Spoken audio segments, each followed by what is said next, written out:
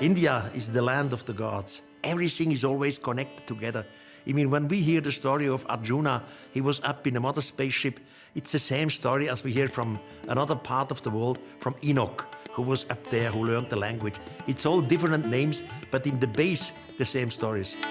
Arjuna was the one who was up there in the cities of the sky. And he was there many times, not only one. Between his visits on the sky, he always returned to the earth. Arjuna even gives the name of his pilot.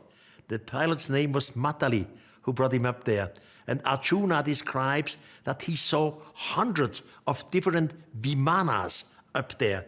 There were 3 cities in the firmament, not in heaven. Heaven can be a space of happiness. Heaven can be a place where we go after that. Heaven can even be the place where the gods rule.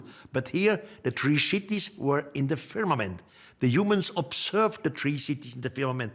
They described them because they looked differently. Now, Arjuna was one of the humans who was up there in these 3 cities. And he describes the 3 cities. He describes the fight. And he describes that there were many, many Vimanas.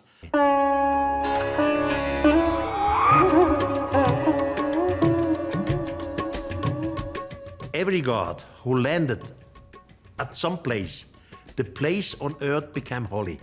And the humans were happy to be visited and taught by the gods.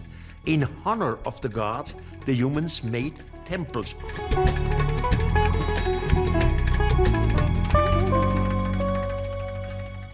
Always like in Maya land, Tikal.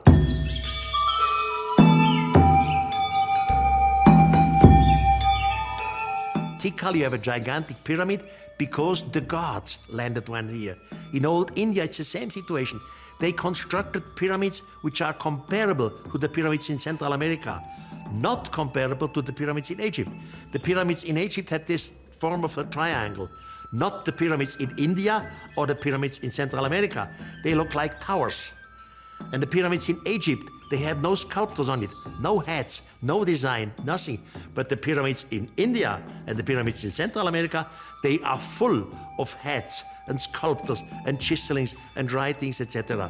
When I speak to Western scientists, for example, Germans or Swiss Indologists, they say, we are talking about the stories in the Vedas. They say, well, it's maybe about 500 BC, not older. When I ask the same questions to Hindu professors, which know much more than our Western scientists, they are saying at least 6,000 years in the past. It's much older than what we thought.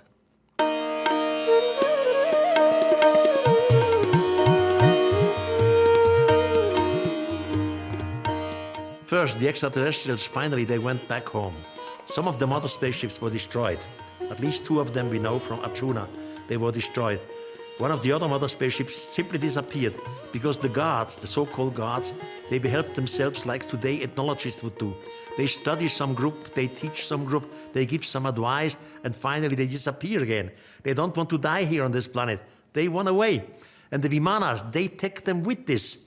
Of course, when we today, we have ethnologists with high technology.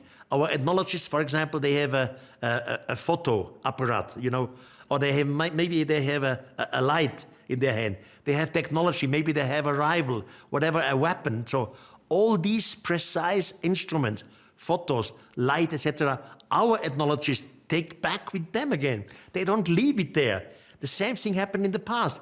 Their technology disappeared because they took them back with them. And even if we had some cases where some objects were left, we are talking about 6,000 years from now. So the objects of extraterrestrials do not exist anymore. I would be glad to find an extraterrestrial hammer where I can write there, well, made on Jupiter. But we don't have something like this. All these stories are not mythologies or allegories. You know, a mythology is something which once was reality, which the following generations cannot understand. I give you an example. Imagine that our planet Earth would be destroyed. For whatever the reason is, it doesn't matter. And a few people would survive, let's say, somewhere in the high Andes or in Tibet. Now, what would these few humans do? They want that the human race survive. So they make children. Now imagine there is a father and he has his 2-year-old boys on his knees. And why? He's talking to his boys, a gigantic eagle flies over the valley.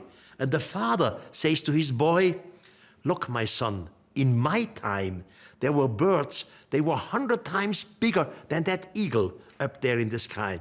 Humans were sitting in the womb, in the belly of these birds. There were little windows. The humans were looking down. And faster than an arrow, these gigantic birds were flying over the big waters.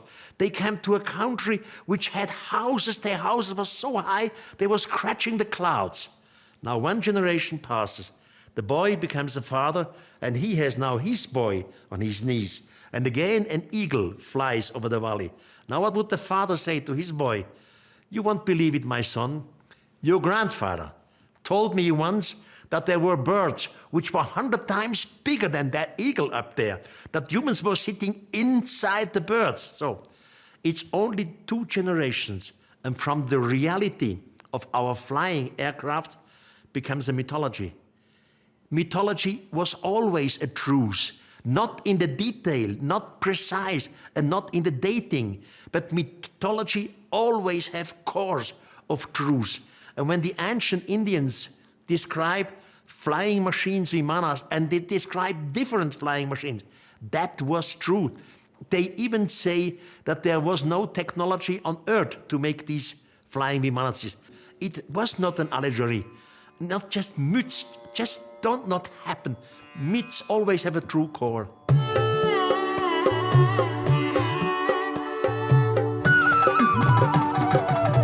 All the gods in our so-called mythologies are related together. Mythology was once reality, and the different people came up with different names, but the meaning behind it is the same. For example, I know from the Maya literature, at least in the Maya, I told you the books were destroyed, but new books were written after the destruction, the so-called Chilambalam books. And there, the Maya priests tell us about the destruction of the earth by a gigantic flood. But the same thing you can read in Plato. Plato is Greek. Now between the Maya, Central America, and Plato, Greece, are 15,000 kilometers and the Atlantic Ocean. So there was no direct connection, but they hand down the same story, because it was the same story, just written by different people. Now you never know at what time it happened. Compare it again to Christianity. In Christianity, we have an example which we say Jesus Christ was living in Jerusalem. And we can date Jerusalem more or less 2,000 years in the past. We can even make clear the location. Jerusalem is in today's land of Israel. Now, the message of Jesus went out over the planet, and maybe 1,000 years after Jesus, in Africa, a tribe hears for the first time about Jesus' messages. And now they start to paint and to construct a church in honor of Jesus. It's the same thing in old India. Once these gods were a reality, they were extraterrestrials, they were teachers. Now the people separated, spread out throughout the planet Earth, and they took their so-called myths, in reality, stories with them, and they rewrote them with other names. But it's all the same story. The gods descended in all the cultures were extraterrestrials. For example, there is the almighty god Shiva. And Shiva had a flying machine, a flying bird. This flying bird was Garuda. And Garuda was flying around Shiva. Now Garuda was not the normal bird, because Garuda even flew to the moon. Garuda was able to fly away from our solar system. Garuda also used bombs. Garuda were bringing his master Shiva to different places in our solar system, not only on Earth. So Garuda was a kind of spaceship, space vehicle, etc. You see, in our Christian judo tradition, we have what we Christians call the Bible, or the Jewish community call the Torah. So maybe this is, let's say, 500 pages. But the Indian traditions, these are 5,000 pages. It's not comparable. And, you know, all the other traditions, the written traditions, disappeared. I said before, the Maya books were destroyed, except 3, and 2 of them we cannot read. In South America, the Incas, they had no writing. In India, they had writing, and incredible amount of writing. The same thing happened in Tibet. Tibet is the highland. There are two writings which survived, the Kanshur and the Tanshur. These are the holy writings of the Tibetan society. And again, it starts that the gods descended from heaven. Now these gods in Tibet, they have names which you cannot spell out.